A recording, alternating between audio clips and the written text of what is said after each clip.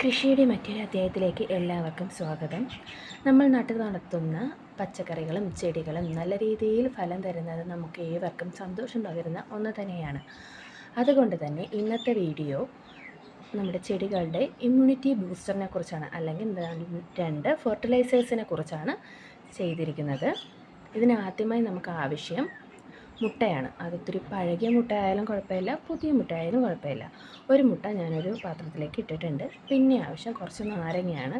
ഇത് ഞാൻ നന്നായിട്ടൊന്ന് മിക്സിയിലിട്ട് അടിച്ചെടുക്കുന്നുണ്ട്. കൂടെ 1 ടീസ്പൂൺ മഞ്ഞൾപ്പൊടിയും കൂടെ ചേർത്ത് അരച്ച് എടുത്ത മിശ്രിതമാണിത്. ഇത് നമുക്ക് മുട്ടയുടെ മുകൾ ഭാഗത്തേക്ക് ഒഴിച്ചു കൊടുക്കാം.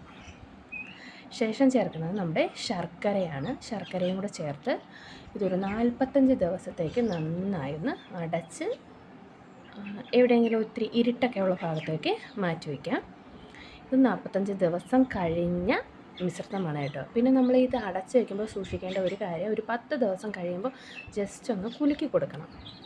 ഞാൻ ഒന്ന് കലക്കി എടുത്തതാണ്. മുട്ടയുടെ തോടൊക്കെ കിടപ്പുണ്ട്. അതെല്ലാം വളരെ നല്ലതാണ്. അതൊക്കെ അവിടെ കിടന്നോട്ടെ. ഇത് നമുക്കിനി എങ്ങനെയാണ് ഉപയോഗിക്കേണ്ടതെന്ന് കൂടി നോക്കാം.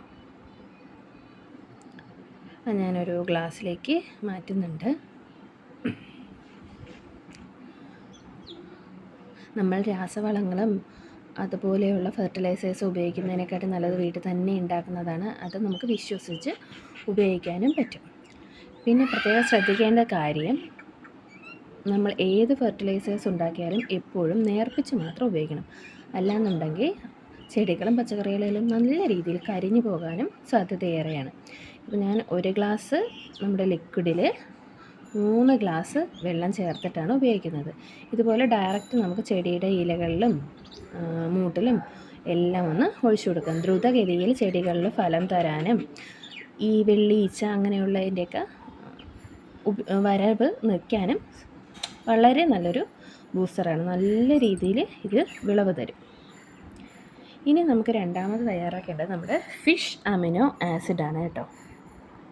അതും ചെടികളുടെ മറ്റൊരു ബൂസ്റ്ററാണ്. എല്ലാവർക്കും പരിചിതമായ ഒന്നുകൂടിയാണ് ഫിഷ് അമിനോ ആസിഡ്. ഇതിൻ്റെ ഗുണഗണങ്ങളും വളരെ അധികമുണ്ട്. നമ്മുടെ പച്ചക്കറികൾക്ക് വളരെയധികം ഗുണങ്ങൾ നൽകുന്ന ഒരു മികച്ച ജൈവ വളമാണ് ഫിഷ് അമിനോ ആസിഡ്. ഇതിനായി ചാള, മത്തി തുടങ്ങിയ മത്സ്യമാണ് ഉപയോഗിക്കുന്നത്. ഇനി ഇതിൽ തയ്യാറാക്കുന്നത് എങ്ങനെയെന്ന് നോക്കാം. മീനുകൾ വൃത്തിയാക്കിയ ആവശ്യാനുസരണം ചെറിയ കഷ്ണങ്ങളാക്കുക.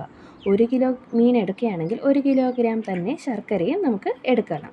ഇത് രണ്ടും ലെയറുകളായി ഒരു മൂടിയുള്ള പാത്രത്തിൽ ഇടണം. അതായത് ഒരു തട്ട് മീൻ ഇടുകയാണെങ്കിൽ അതിൻ്റെ മുകളിൽ ശർക്കര, വീണ്ടും മീൻ, പിന്നെ ശർക്കര, ഇതുപോലെ ഇടുക.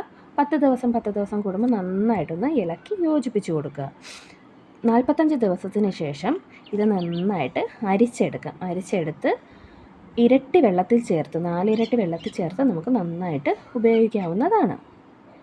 പിന്നെ ഞാൻ എപ്പോഴും പറയുന്നത് പോലെ തന്നെ എപ്പോഴും എല്ലാ ഫെർട്ടിലൈസേഴ്സും നേർപ്പിച്ച് മാത്രം ഉപയോഗിക്കുക. അല്ലെങ്കിൽ നമ്മൾ ഉപയോഗിക്കുമ്പോഴത്തേക്ക് ചെടികളെല്ലാം കരിഞ്ഞു പോകാനുള്ള സാധ്യത വളരെ വളരെ കൂടുതലാണ്. നിങ്ങൾക്ക് വീഡിയോ ഇഷ്ടമായെങ്കിൽ എല്ലാവരും ഷെയർ ചെയ്യുക, സപ്പോർട്ട് ചെയ്യുക. പിന്നെ കാണുന്നവരൊന്ന് സബ്സ്ക്രൈബ് ചെയ്തിട്ടില്ലെങ്കിൽ സബ്സ്ക്രൈബ് ചെയ്തും കൂടി എന്നെ ഒന്ന് സപ്പോർട്ട് ചെയ്യുക. ഇനിയും ഇതുപോലുള്ള കൃഷിയുടെ പുതിയ വീഡിയോസും ഫെർട്ടിലൈസേഴ്സിൻ്റെ വീഡിയോസും എല്ലാം വീണ്ടും ഇടുന്നതായിരിക്കും. Thank you.